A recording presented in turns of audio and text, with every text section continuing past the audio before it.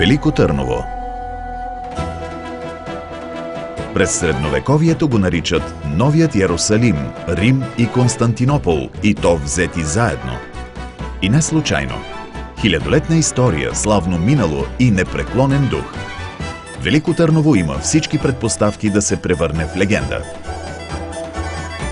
Старата столица на България е град кръстопът.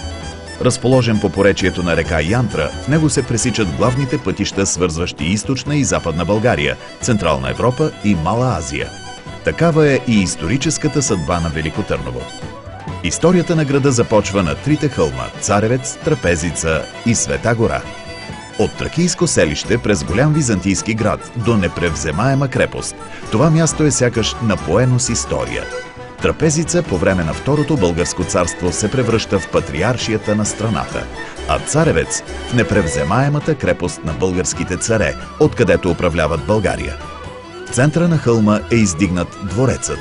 Защитени от яки каменни стени и бойни кули, тук са разположени тронната зала, царските покои, жилищни и стопански постройки, водохранилище и църква Света Петка. В подножието на крепостта друга църква Свети 40 мъченици се превръща в най-известният средновековен български паметник в Велико Търново. Построен е в чест на голямата българска победа в битката при Клокотница. Българските царе от времето на Второто българско царство даряват значителни средства за църкви и манастири. И Патриаршеският манастир, и Преображенският са били издържани от владетелите.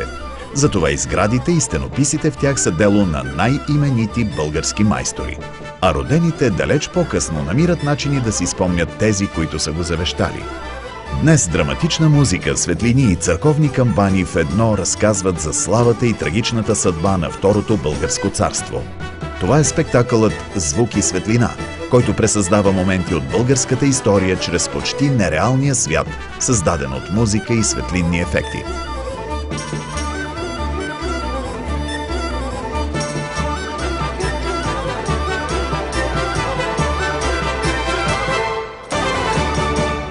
В Археологическия музей и Регионалния исторически музей на Велико Търново са събрани множество артефакти от миналото на тези земи.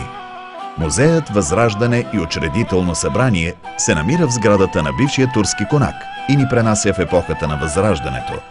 Той е построен от именит възрожденски строител и е архитектурен паметник.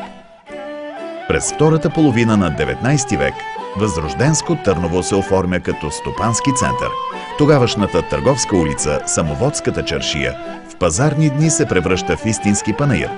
Запазили духа и романтиката на времето и днес, занаятчийските работилници по нея са отворени и сега.